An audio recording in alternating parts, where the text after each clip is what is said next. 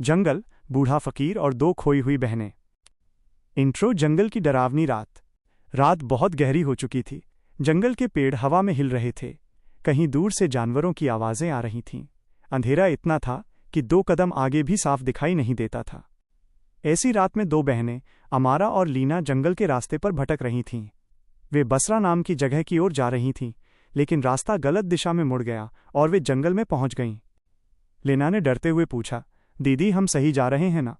अमारा ने हिम्मत दिखाते हुए कहा, हाँ, कुछ न कुछ मिल जाएगा, बस हिम्मत रखो। लेकिन दोनों अंदर ही अंदर बहुत डरी हुई थीं। भूख, थकान और अनजान जगह। डर बढ़ता जा रहा था। सीन 1। जंगल में एक टूटी झोपड़ी। कुछ दूर चलने के बाद दोनों को पेड़ों के पीछे हल्की रोशनी दिखाई दी। वो एक पुरानी टूटी फूटी झोपड़ी थी। दीवारों की मिट्टी झड़ चुकी थी और छत भी जगह जगह से टूटी हुई थी। दोनों बहनों ने हिम्मत करके दरवाजे पर दस्तक दी। अंदर से धीमी, कांपती आवाज आई, कौन है? दरवाजा खुला।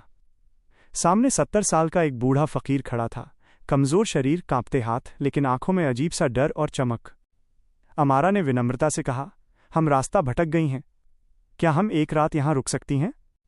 बूढ़े ने कुछ पल उन्हें ध्यान से देखा, फिर बोला, जंगल रात में सुरक्षित नहीं होता। अगर रहना चाहती हो तो अंदर आ जाओ। सीन 2। फकीर की झोपड़ी का माहौल। झोपड़ी बहुत छोटी थी। एक कोने में मिट्टी के बर्तन रखे थे, एक तरफ लकड़ियां और बीच में एक छोटा दिया जल रहा था। फकीर ने उन्हें पानी और थोड़ा सूखा खाना दिया, लेकिन धीरे धीरे उसका व्यवहार अजीब लगने लगा।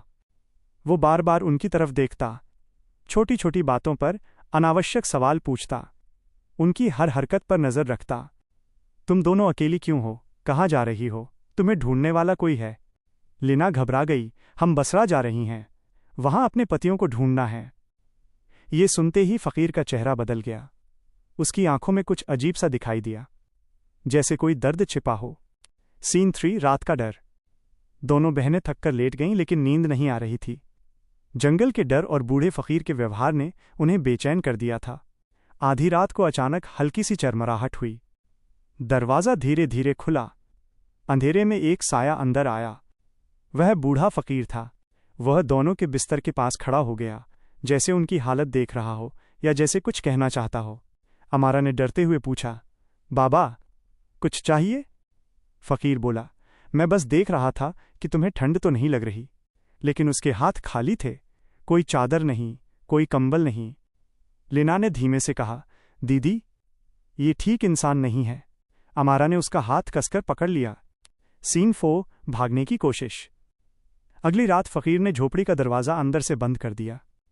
जंगल में अभी खतरा है, उसने कहा, तुम बाहर नहीं जा सकती, एक और रात रुक जाओ। अब दोनों को लगा कि कहीं वो उन्हें जबरदस्ती रोक तो नहीं रहा। रात के दूसरे पहर, जब बूढ़ा सो गया, दोनों ने चुपचाप दरवाजा खोलने की कोशिश की। लेकिन दरवाजा थोड़ा सा खुला ही था कि रुको। फकीर जाग चुका था। उसकी आवाज में गुस्सा और डर दोनों थे। सीन 5। फकीर का रहस्यमयी दावा। उस रात फकीर बोला, मैं जानता हूं तुम दोनों किसे ढूंढ रही हो। बसरा जाने की जरूरत नहीं है।